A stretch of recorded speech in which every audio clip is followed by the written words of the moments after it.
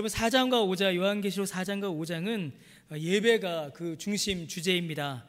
4장은 이제 보좌에 앉으신 성부 하나님, 창조주 하나님께 드리는 예배이죠. 그래서 절대적인 주권을 가지신 창조주 하나님께 올려드리는 찬송과 경배가 4장에 있습니다. 5장은 이제 어린 양이신 예수님께 이 경배와 예배를 올려드립니다. 하나님의 구속 계획을 성취하시고 구속주 예수님께 드리는 예배가 바로 이 5장에 나타납니다. 그래서 여러분 요한계시록은 이제 예배의 순서를 정할 때에 여러분 그냥 우리가 그냥 아무 생각 없이 혹은 어떻게 하면 재미있을까 이걸 놓고서 예배 순서를 정하는 게 아닙니다. 예배 순서를 정할 때에 특히 이제 우리가 예배 모범이라고 있는데 그 예배 순서들이 기록되어 있는 이 예배 모범은 이 요한계시록 4장과 5장의 예배 순서를 따라서 예배의 그 순서들을 정해 갑니다. 그래서 여러분 찬양이 여기에 넣어야 감동이 있어서 거기에 넣은 게 아니고요. 천상에서 하나님께 드리는 예배 가운데 찬양이 있기 때문에 그 찬양을 예배 순서 가운데 넣는 겁니다. 그래서 아주 중요한 4장과 5장을 통하여서 오늘날 우리가 드리는 예배의 모습을 좀 살펴볼 수가 있겠죠. 그래서 4장 5장은요 오늘 우리의 예배, 오늘 우리의 신앙생활을 돌아보는 기준이 됩니다. 기억나시나요? 몇 주 전에 이제 보여드렸는데 이 4장과 5장은 이 구조로 이루어집니다. 보좌, 하나님이 앉아 계신 보좌, 그리고 네 생물, 24장로, 천사들, 모든 피조물 순으로 이렇게 이어집니다. 첫 번째 방의 중심에는 보좌에 앉으신 분 하나님이 계시고 그 앞에 7등불 교회와 어린 양 예수님이 계십니다. 둘째 보좌 주위에 네 생물, 또 네 생물의 바깥둘레에는 24장로, 24장로의 바깥둘레에 수많은 천사, 또 수많은 천사의 바깥둘레에는 모든 피조물 이렇게 이어집니다. 여러분 이 순서는 이제 하나님께 예배하는 자들, 그러니까 이게 순서가 뭐 다음에 뭐 다음에 뭐 밑에 뭐 밑에 뭐 이렇다기보다는 이 땅에서 예배드려야 하는 존재들이 누구인가를 이걸 통해서 알 수 있습니다. 그러니까 하나님께 예배드려야 하는 존재는 천사, 모든 교회, 모든 피조물이 하나님께 예배드려야 한다는 것을 우리가 이 순서를 통해서 좀 알 수가 있습니다. 지난주에 했던 것 좀 빨리 넘어가겠습니다. 첫째로 보좌와 보좌에 앉으신 분은 성부 하나님이셨죠. 그래서 하나님께서 모든 경배와 찬송을 받으십니다. 네 생물은 뭐였죠? 네 생물은 바로 이 그룹들이었습니다. 이 그룹들이었는데 한 번 더요. 이 그룹들이었는데 이 그룹은 에스겔의 그룹, 이사야의 스룹과 같은 것이었죠. 그래서 이 네 생물은 어떤 신비한 네 마리의 짐승이 아닙니다. 신비한 네 마리의 짐승이 아니라 하나님께 경배하기 위하여 섬기는 천사들이 바로 이 네 생물이었습니다. 셋째로 이제 24장로가 나타납니다. 보좌에 앉아 있고 왕관을 쓰고 있고 찬양을 드리고 왕 같은 제사장으로 앉아 있는 이 24장로가 이 하늘의 교회, 하나님의 보좌 앞에 이렇게 자리하고 있습니다. 여러분 이 24장로가 누구인가? 여러분 오늘 이제 우리 교회에서 장로의 사역을 감당하시는 과연 그 장로님들이신가? 우리가 이제 그런 생각을 해볼 수가 있겠죠. 여러분 여기서 말하는 이 24장로는요 뭐라고 되어 있습니까? 신구약 시대 교회 전체의 대표입니다. 그래서 요한계시록을 볼 때에 장로가 등장하면은 여러분 뭐라고 보시면 될까요? 우리 교회 장로님이 아니라 이 장로가 딱 나타나면 교회, 교회구나, 교회가 하나님 앞에 나오는구나 이렇게 생각하시면 됩니다. 장로는 교회를 상징하고 교회를 대표합니다. 실제로도 그렇죠. 24장로는 왕같은 제사장으로 그 맡은 사역을 감당합니다. 요한계시록 4장에 나타나는 장로들은요 신약 그 7교회가 가지고 있었던 특징을 그대로 가지고 있습니다. 보좌에 앉았고 흰옷을 입었고 면류관을 쓰고 있지요. 그래서 여러분 신약의 교회들의 모습을 이 장로들이 가지고 있습니다. 더하여 24장로는요 성전에서 섬겼던 24 제사장의 반열을 또한 나타냅니다. 그래서 24장로를 통하여서 구약의 교회의 모습을 또 우리가 볼 수가 있습니다. 이 24라는 숫자 때문이죠.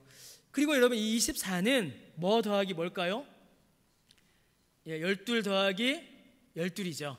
그래서 구약의 12지파와 신약의 12제자가 합쳐진 숫자로서 24를 이제 가리킵니다.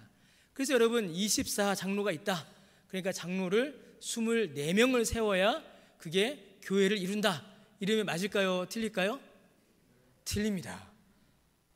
틀리죠. 24장로는 뭐예요? 그래서 하나님께 예배드리는 구약과 신약의 모든 교회를 나타내는 것입니다. 그래서 이 교회가 하나님께 경배와 찬양을 올려드린다라는 것을 우리가 이 요한계시록 4장과 5장을 통하여서 확인해 볼 수가 있습니다. 여러분, 교회의 근본적인 목적, 교회가 가장 힘써서 해야 될 일이 무엇인가? 바로 하나님께 드리는 예배임을 바로 우리가 이 요한계시록을 통하여서 알 수가 있는 것이죠. 그래서 4장에서는 하나님께, 성부 하나님께, 5장에서는 누구에게요? 예수님께 예배를 드리는 겁니다. 그럼 여러분, 성령님은 어떻게 해야 되나요? 왜 꼭 우리는 이럴 때 성령님을 소외시키죠? 오늘 성령 강림 주일인데 성령님은 어떻게 해야 될까요? 성부 하나님께 드리는 예배가 있고 성자 예수님께서 받으시는 찬송이 있는데, 그럼 성령님은 어떻게 할까요? 성령님께 따로 예배 드려야 될까요? 어떻게 생각하십니까? 성령님을 따로 분리해서, 자, 지금부터는 성령님께 드리는 예배입니다, 이러면 될까요? 안 될까요? 성경에 그렇게 나와 있지를 않죠. 그럼 성령님은 어떻게 해야 됩니까? 왜 이렇게 우리가 성령님을 이렇게 좀 소홀하게 하면 안 되는데, 성령님은 성부께서 예배를 받으실 때에, 성자께서 찬양을 받으실 때에 그 예배와 찬송을 도우심으로 찬송과 경배를 받으십니다. 이게 성령님의 아주 독특한 사역이세요. 자, 우리가 예배 드립니다. 하나님께 예배 드려요. 이 예배를 누가 도우시죠? 성령 하나님께서 도우세요. 우리가 예수님께 찬송을 드립니다. 그 찬송은 누가 도우세요? 성령님이 도우세요. 예배를 받으시는 성부 하나님, 찬송을 받으시는 성자 예수님, 예배와 찬송을 도우시는 성령님, 그리고 예배와 찬송을 도우심으로 말미암아 모든 경배와 영광과 찬송을 성령님이 받으시는 겁니다. 이렇게 성령이 받으세요. 그래서 성령님의 다른 이름이 보혜사, 돕는 분이신 겁니다. 그래서 도우심으로 영광을 받으시는 분. 그러니까 우리가 열심히 예배드리고 열심히 찬양하면 성령님도 경배를 받으시는 겁니다. 따로 이렇게 우리가 걱정할 필요가 없는 거죠. 자, 5장을 한번 넘어가 보겠습니다. 오늘 우리가 읽은 본문이 5장이죠. 5장은 이제 어린 양 예수님께 드리는 찬송 예배입니다. 오늘 이 5장은요, 좀 한 절 한 절 좀 자세히 이제 보려고 합니다. 자, 1절을 보니까요, 한번 읽어보겠습니다. 자, 시작. 내가 봄에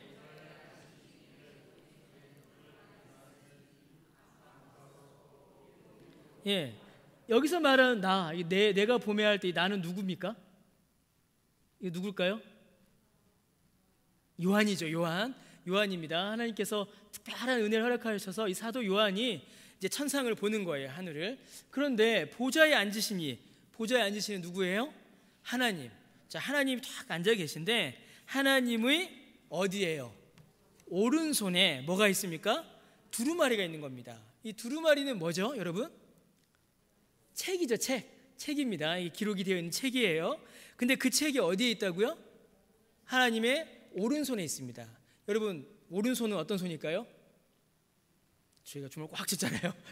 오른손은 능력과 권세, 주권을 상징합니다. 능력과 권세, 주권을 상징해요. 그래서 하나님께서 오른손에 두루마리를 잡고 계신다라는 말은 이 두루마리가 그냥 아무나 쓰고 아무나 읽는 두루마리가 아니라 하나님께서 능력과 권세와 주권으로 하나님께서 직접 만드시고 하나님께서 붙잡고 계신 두루마리다라는 겁니다. 자, 그런데 여러분, 그 두루마리가 어떻게 되어 있어요? 안팎으로 썼다 되어 있습니다. 여러분, 두루마리 보셨나요? 두루마리가 이제 이렇게 똘똘똘 말아서 있죠. 똘똘 말아 있으면은 어떻게 돼? 쫙 펴면은 여기에만 글이 있고 뒤에는 글이 없죠, 보통은. 그죠? 그런데 이 두루마리는 어떤 거예요? 안팎으로 다 쓰여져 있답니다. 그러면 그만큼 이 두루마리 안에는 내용이 많은 거예요. 내용이 많고 내용이 가득합니다. 여러분, 얼마나 많고 얼마나 가득할까요? 이 두루마리의 성격을 여러분 잘 보셔야 됩니다. 이 두루마리가 하나님의 주권과 권능으로 이렇게 쓰여졌고 하나님께서 붙잡고 계시고 하나님께서 그 두루마리의 내용이 너무 많고 내용이 가득해요. 특별히 그 두루마리를 보니까 어떻게 되어 있습니까? 7인으로 봉해져 있어요. 7인, 여러분 7은 어떤 수죠? 요한계시록의 7, 완전수죠. 하나님께서 봉해 놓으신 겁니다. 그러면 이 두루마리는 사람이 쉽게 볼 수 있는 책일까요? 없는 책일까요? 없는 책이에요. 여러분, 이 두루마리는 감추어진 책입니다. 그 안에 내용이 너무 많아서 사람이 다 보고 이해할 수 없는 책이에요. 그 책은 7인으로 봉해져 있어서 사람의 힘으로 그것을 열어서 그 내용을 볼 수가 없는 책입니다. 자, 그러면 여러분 이제 여기서 이단을 분별하는 기준을 하나 딱 제시를 할 수 있겠죠. 자, 내가 바로 그 7인으로 봉한 두루마리를 펴서 본 사람이다. 이러면 그 사람은 어떤 사람입니까? 이단입니다. 그 사람은 이단이에요. 딱 보세요. 성경에 이 두루마리가 사람이 접근할 수 없는 것, 사람과는 이제 분리되어 있는 것임을 성경이 우리에게 보여줍니다. 사람의 능력으로, 사람의 힘으로는 접근할 수가 없는 거죠. 하나님께서 하나님의 주권과 능력으로 이 책을 기록하셨고요. 그 두루마리는 아무나 열어볼 수 없도록 완벽하게 봉인되어 있는 책인 것입니다. 그 책이 하나님께 있는 거예요, 여러분. 자, 2절과 3절을 한번 읽어보겠습니다. 자, 시작.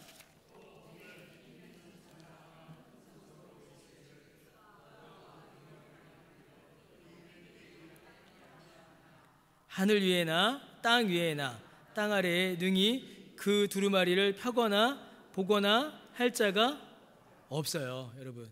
그러니까 사람으로서는 자기의 능력과 자기 지식과 자기 실력으로는 이 책을, 이 두루마리를 쫙 펴서 볼 수 있는 사람이 없는 겁니다. 그러니까 분리되어 있어요. 어떤 사람이 내가 그 두루마리 봤다, 내가 그 두루마리 팠다, 새로운 선지자가 나타나셨으니 봉인된 7인을 떼사 그 기록된 계시의 말씀을 풀어주시는 위대한 목사님이 오셨다, 가자, 들으러. 그러면 여러분 가셔야 됩니까? 안 가셔야 돼요. 절대 가시면 안 됩니다. 아니에요. 이게 나뉘어져 있습니다. 자, 그런데 4절을 보니까요, 뭐라고 되어 있습니까? 한번 읽어보겠습니다.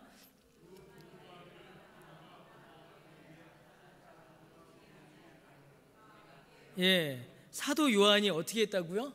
크게 웁니다. 크게 울어요. 왜 울었어요, 사도 요한이요? 예, 그 두루마리를 펴거나 보거나 하기에 합당한 자가 없어서 크게 울었습니다. 여러분, 사도 요한의 이 울음은 하나님의 말씀을 알지 못하는, 하나님의 말씀을 깨닫지 못함에 있어서의 슬픔이에요. 여러분, 이런 경험 혹시 있으세요? 성경을 읽었는데 도무지 이 성경을 깨닫지 못하여서 눈물로 애통하셨던 적 혹시 있으십니까? 없으세요? 어떠세요? 예, 저는 신학교 다닐 때 교수님이 설명을 해주시는데 도무지 알아듣지 못하는 저의 미련함으로 인하여서 분노했던 적은 있습니다. 아, 저 교수님 좀 설명 좀 쉽게 해주시지, 왜 저렇게 어렵게 하시나, 막 화를 냈던 적은 있는데, 하나님의 말씀을 깨닫지 못하여서 슬피 울었던 적은 있었던가. 설교 준비가 안 돼서 막 한번 했던 적은 있는 것 같아요. 여러분 어떠세요? 하나님의 뜻을 알지 못하여서, 이 성경을 읽어도 깨닫지 못하여서, 설교를 들어도 무슨 말인지 알지 못하여서 여러분 슬퍼하셨던 적 혹시 있으십니까? 어떠세요? 예, 이런 슬픔은 귀한 슬픔입니다. 이런 슬픔은요, 우리가 많은 일들로 인해 슬퍼할 수 있지만 하나님의 뜻을 알지 못하는 것, 하나님의 말씀을 깨닫지 못하는 것만큼 사실은 우리에게 큰 슬픔이 없습니다. 얼마나 안타깝습니까? 이 생명의 말씀을 알지 못하는데요. 자, 또 하나 이 하나님의 뜻을 알지 못하여서, 이 두루마리 책을 보지 못하여서 슬퍼하였던 이유가 또 있습니다. 무엇이냐면, 너무나 이 책이 중요한데 이 책에 있는 내용이 알려지지 않을 때에 너무나도 큰 고통과 괴로움이 닥칠 것을 이 사도 요한이 알고 있었던 겁니다. 하나님께서 너무나 중요한 내용을 말씀하셨는데 이게 알려져야 되는데 이게 알려지지 못하면 어떤 일이 닥칠 것인가, 그 두려움이 사도 요한을 덮은 것이죠. 여러분, 그 책의 내용이 뭐였을까요? 6장에 보니까 그 인들이 떼어지면서 그 안에 내용이 나타나기 시작하는데 바로 심판입니다. 하나님의 심판의 경고, 하나님의 심판의 일들이 드러나요. 그러니까 사도 요한은 막 애가 타는 거죠. 이 내용이 빨리 전해져야 되는데, 이 내용이 전해져야 나도 살고 다 사는데 이것이 전해지지 않는 것, 이것을 깨닫지 못하는 것에 대해서 그 마음이 매우 아프고 이제 고통스러운 겁니다. 정리하면요, 여러분, 이 하나님의 두루마리는 하나님의 주권과 능력 가운데 이루어질 일들을 기록하고 있고 하나님의 구원과 심판을 말하고 있습니다. 이건 이제 6장 이후로 나타나는 것이죠. 그러나 그 내용은 아무도 알지 못합니다. 그런데 여러분, 이 내용을, 이 두루마리를 하나님께서 그냥 두지 않으세요. 사도 요한이 슬퍼 울입니다. 이걸 어떻게 봐야 하는가? 그런데 갑자기 5절에 장로가 한 명이 등장합니다. 자, 5절을 한번 읽어보겠습니다. 자, 시작.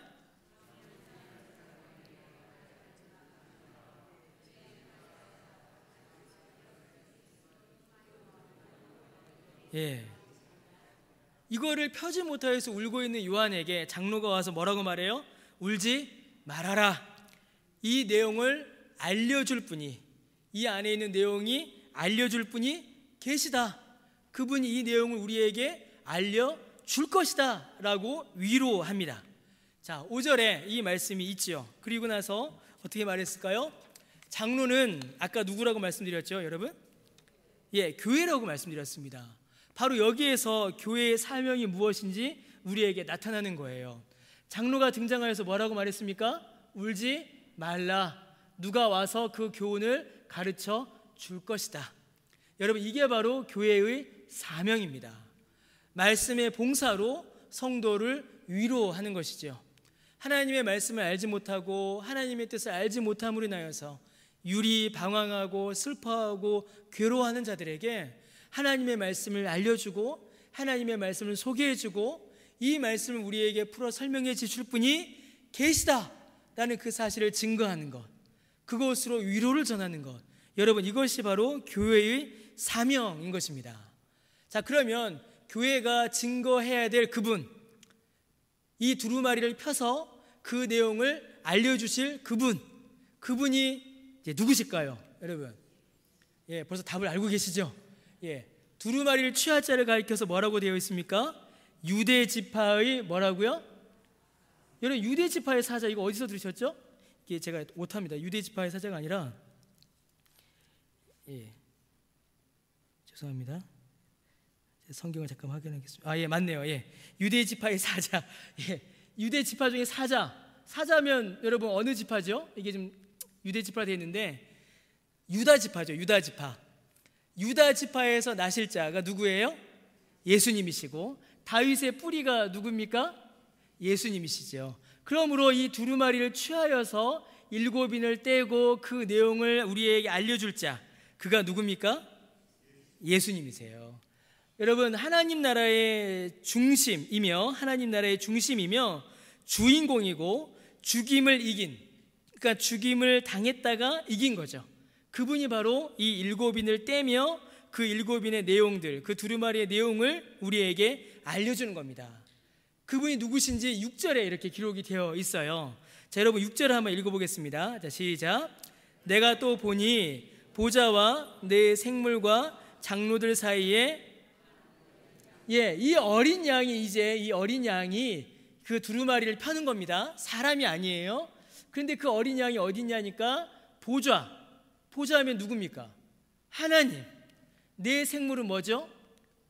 아까 말씀드렸죠? 천사들. 장로들은 누구였죠? 교회. 하나님과 천사와 교회 사이에 서 있는 어린 양. 그럼 뭡니까?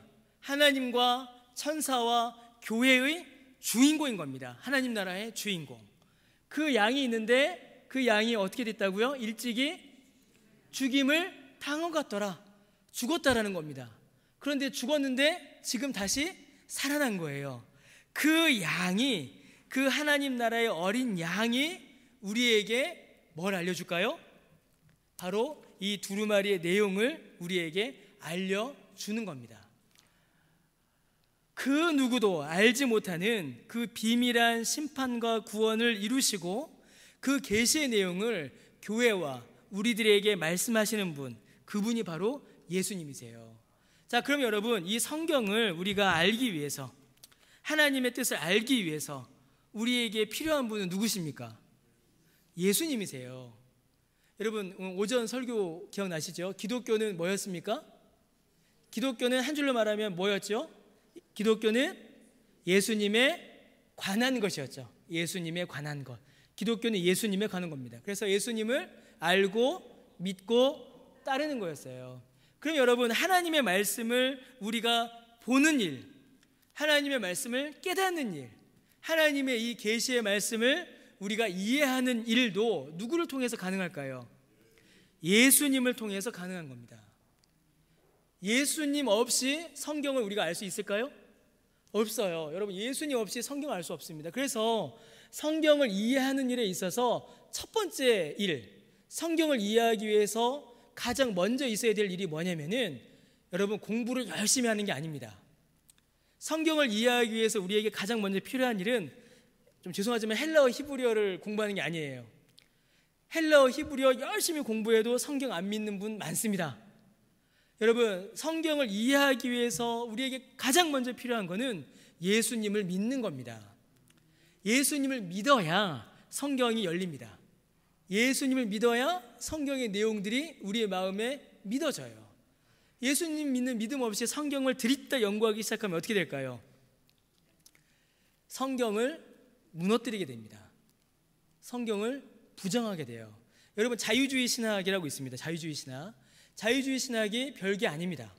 자유주의 신학은 예수님을 믿지 않고 사람의 지식으로 성경을 이해하고자 하는 시도가 바로 자유주의 신학이에요. 그러니까 예수님을 믿는 믿음 없이 성경 안으로 들어가고, 예수님을 믿는 믿음 없이 헬라어와 히브리어를 보니 이 성경을 하나님의 말씀으로 받아 그 안에 있는 구원의 도리를 믿는 것이 아니라 오히려 성경을 갈기갈기 찢어놓게 됩니다. 사람의 이성과 합리성에 부합되지 않는 거, 이건 하나님 말씀 아니야, 지워버립니다. 야, 착하게 살라고 했구나, 이건 맞는 말이네, 그것만 남겨놓습니다. 그런 식으로 성경을 해체하는 일들이 벌어지게 되지요. 여러분, 예수님을 통해서만 우리가 이 성경 안으로 들어갈 수 있고 이 성경의 내용을 우리가 받아들일 수 있습니다. 자, 그 예수님, 그 어린 양에 대해서 여러분 몇 가지 설명이 더 나타납니다. 일찍이 죽임을 당한 것 같은데 그 양을 보니까 어떻게 돼 있어요? 7뿔과 그다음에 뭐가 있어요? 7 눈이 있으니 이 눈들은 온 땅에 보내심을 받은 하나님의 7, 이 어린 양의 모습이 어떻습니까? 7뿔과 뭐가 있어요? 7 눈이 있어요. 여러분, 혹시 이런 그림 보신 적 있으세요? 고대 옛날 기독교 그림들, 옛날 기독교의 그림들을 보게 되면은 이제 요한계시록에 예수님을 그려놓은 그림이 있는데 아주 그로테스크합니다. 양인데 정말로 뿔이 7이 있고 눈이 7 달린 양을 이렇게 그려놔요. 그래서 그걸 예수님이다라고 그렇게 말합니다. 그리고 여러분, 7뿔, 7눈, 그 다음에 하나님이 7 영, 이제 이게 뭔지 알아야겠죠. 이게 뭔가를 우리가 좀 살펴보겠습니다. 여러분, 7은 어떤 수였죠? 완전수였죠. 이 7뿔 할 때 이 7뿔은요, 뿔이 7개 달렸다라는 의미가 아닙니다. 여러분, 이제 그렇게 생각하시면 안 돼요. 이단들이 뭐라고 하냐면 7뿔, 어린 양의 머리에 7뿔이 달렸으니까 이 7뿔은 7명의 지도자, 그래서 우리 교회 안에 있는 7명의 지도자가 어린 양에 있는 7뿔, 어린 양은 교주, 7뿔은 그 교주의 수제자 7명, 이렇게 해석합니다. 그런데 그렇지가 않아요. 여기서 말하는 7뿔은 7개의 뿔이 아니라 뭐라고요? 7의 성격, 7의 성격을 가진 뿔이에요. 7은 완전수이고 뿔은 뭐라고 되어 있습니까? 왕의 뭐라고요? 권력, 힘을 상징해요. 그러니까 이 어린 양에게 7뿔이 있다라는 말은 이 어린 양이 완전한 왕권, 그 어느 누구도 이길 수 없는 강력한 왕권을 이 어린 양이 가지고 있다라는 겁니다. 그 왕권은 누가 주신 걸까요? 하나님. 하나님께서 주시는 완전한 왕권으로 모든 싸움에서 승리하는, 모든 나라와 민족을 이기시는 그 어린 양. 그 어린 양이 누굽니까? 예수님이죠. 뿔 이렇게 7개 달린 게 아닌 겁니다. 자, 그 다음에 또 뭐가 있어요? 7 눈이 있죠. 7 눈. 7 눈도 같은 이치입니다. 7이 완전수니까 눈은 어떻게 하는 거죠? 여러분, 우리가 보는 거죠. 이 눈은 지식을 상징합니다. 지식과 섭리. 근데 그 어린 양이 7 눈이 있다라는 말은 완전한 지식을, 완전한 섭리의 능력을 그 어린 양이 가지고 있다는 거죠. 그러니까 그 예수님이 이런 분이신 겁니다. 여러분, 예수님은 완전한 왕권을 소유하시고 완전한 지식과 섭리를 가지고 계신 분이세요. 자, 그런데 그 예수님이 또 어떤 일을 하세요? 이 눈들이 성격이 있는데, 이 눈들은 어떤 눈이라고요? 온 땅에 보내심을 받은 하나님의 7 영이다라고 되어 있습니다. 눈이 어디 있습니까, 여러분? 우리 눈이 얼굴에 있잖아요. 그렇죠? 근데 이 눈이 보내심을 받으면 어떻게 됩니까? 제가 보나요, 못 보나요? 7 눈이 상상해 보십시오. 눈이 보내심을 받으면 눈이 나가야 되잖아요, 눈이. 근데 이제 7 눈이 어떻게 돼 있어요? 이 눈들은 온 땅에 보내심을 받은 하나님의 7 영이래요. 그럼 여러분, 이 눈과 영이 도대체 이게 뭐가 될까요? 이게 도대체 뭘까요? 자, 여러분 이제 이미 답을 아실 겁니다. 7이 완전수고 하나님의 영이니까 이 7 영은 누굴 가리킬까요? 성령을 가리키세요. 그 예수님께서 이 땅 가운데 성령을 보내시죠. 그렇죠? 오늘 아침에 말씀드렸던 것처럼 요한복음에 보니까 예수님께서 성령을 보내겠다라고 말씀하십니다. 요한복음 17장이에요. 그러니까 예수님께서 보내시는 성령을 가리키시는 거죠. 그러니까 지금 이 말씀 6절에 보는 이 말씀 전체가 누굴 가리킬까요? 예수님을 가리켜요. 하나님의 영원한 왕권을 가지신 그분이 영원하고 완전한 지식과 섭리로 그 두루마리를 펴서 그 내용을 우리에게 알려주시는 겁니다. 그런데 그 내용을 알려주시는 이 일은 어떻게 이루어질까요? 예수님께서 이 땅 가운데 보내시는 누굴 통해서? 성령을 통하여서 우리가 그 말씀을 깨닫게 되는 겁니다. 그럼 이제 우리가 이 성경을 알기 위해서 첫 번째로 해야 될 일이 뭐였죠? 믿는 거였죠. 누굴 믿는 거였습니까? 예수님을 믿는 거였어요. 자, 그 다음에 성경을 이제 온전히 깨닫기 위해서는 예수님을 믿고, 그 다음에 뭐가 필요할까요? 그렇죠. 성령의 역사가 필요한 겁니다. 성령께서 역사하실 때에 비로소 우리가 이 성경을, 하나님의 말씀을 깨달아 알 수 있게 되는 겁니다. 여러분, 이 두 가지가 매우 중요합니다. 성령의 역사를 경험하고 싶다, 성령을 체험하고 싶다, 그러면 여러분 가장 손쉽게 할 수 있는 일이 뭘까요? 성경을 펴는 겁니다. 성경을 펴서 이 말씀을 깨달아 알게 되고, 깨달은 그 말씀을 따라 내 삶을 바꾸어가는 것. 여러분, 이게 성령이 역사하지 않으시면 이게 가능할까요? 여러분, 이거 불가능합니다. 성령께서 역사하지 않으시면요, 말씀을 깨닫고 그 말씀을 따라 내 삶을 바꾸는 일, 이거 일어나지 않습니다. 절대 일어나지 않아요. 여러분, 성령 체험은 다른 데서 나타나지 않습니다. 이 주신 이 말씀을 우리가 깨닫고 그 말씀 안으로 들어가며 그 말씀으로 살아갈 때 우리가 실제로 가장 역동적인 성령 체험을 우리가 하게 되는 겁니다. 그런 성령 체험을 꼭 하시길 바랍니다. 여러분, 이 요한계시록은요, 두루마리의 내용이 무엇인가에 대해서 우리에게 말하지 않습니다. 제가 지금까지 이 두루마리에 뭐가 쓰였다라고 말씀드린 적이 없잖아요. 이제 6장에 가면은 그 안에 이제 심판의 내용이 있다라는 걸 알 수는 있지만, 이 4장과 5장, 특히 5장에서는 두루마리에 뭐가 쓰여 있는지 말하지 않아요. 5장은 여러분 두루마리의 내용보다는 여기에 더 관심을 갖습니다. 뭐라고요? 누가 두루마리를 가질 것인가, 펼 것인가, 그 말씀을 실행할 것인가, 여기에 더 많은 초점을 가집니다. 이게 성경이 우리에게 알려주시는 거예요. 누굽니까? 예수 그리스도세요. 예수님이야말로 이 두루마리를 펴고 그 안에 있는 내용을 가르치고 그 내용을 이루시는 분인 것입니다. 그래서 여러분 7절과 8절을 가면 이제 그 예수님께서 두루마리를 취하시고 모든 피조물과 교회의 예배와 기도를 받으십니다. 찬양을 받으시고 그 기도를 들으시고 그 기도를 하나님께 중보하시는 그 위대한 역사를 예수님께서 하시는 거죠.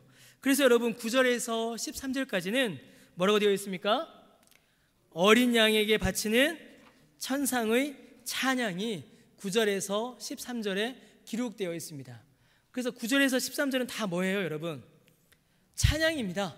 그냥 다 찬양이에요. 요한계시록 5장 보실까요? 요한계시록 5장 9절부터 13절을 보시면 다 찬양입니다. 요한계시록 5장 9절에 뭐라고 되어 있습니까? 그들이 새 노래를 불러 이르되, 노래를 부른다라는 겁니다. 천상에서요, 노래를 부르는 겁니다. 어떻게 노래를 불러요? 9절, 10절, 그 다음에 12절, 13절에 그 가사로 이 찬양을 하나님께 올려드리는 겁니다.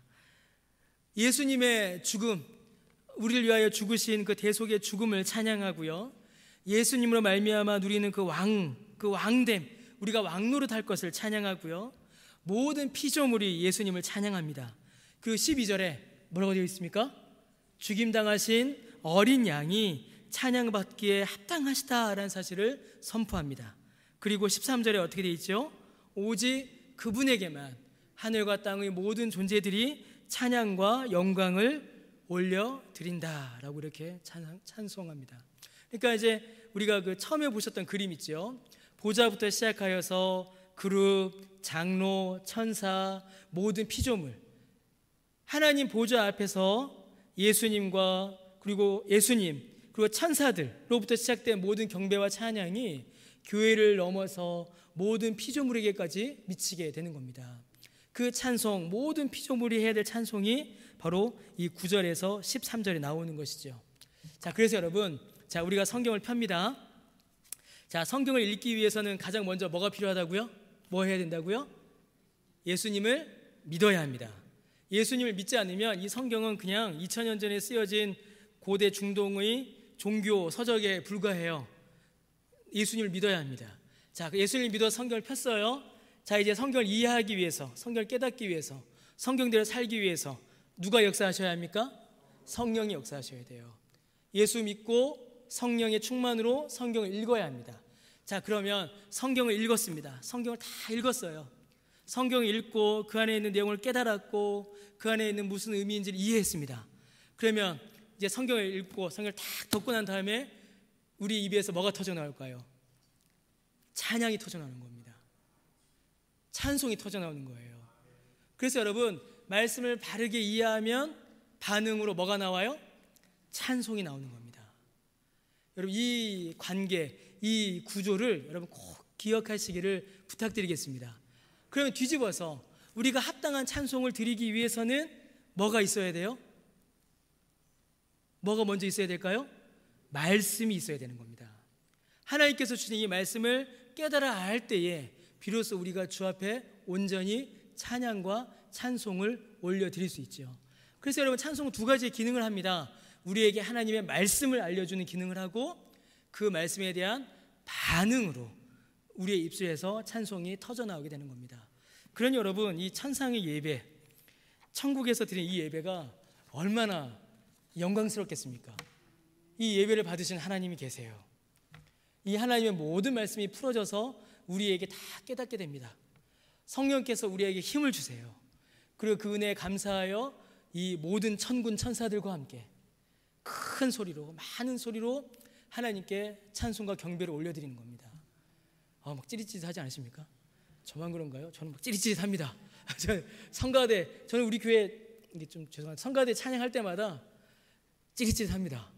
야, 이 땅에서 듣는 찬송도 저렇게 아름다운데 천상에서 듣게 될 찬송은 얼마나 아름다울까? 그 경배와 그 예배의 영광은 얼마나 놀라울까? 막 찌릿찌릿합니다. 예. 그런 찌릿찌릿함 경험하시고 또 누리시는 저 여러분 되시기를 부탁드립니다. 예, 오늘 이제 여기까지 보고요. 혹시 뭐 질문 혹시 있으십니까? 예, 알겠습니다. 예, 그럼 우리 이 시간 함께 찬양하겠습니다. 우리 이 시간 찬양할 때 이 요한계시록 이 9절에서 13절의 이 가사로, 이 말씀으로 만든 찬송이 있습니다. 이게 이제 우리 보좌 앞에 모였네, 비전이라는 제목을 갖는 찬송인데,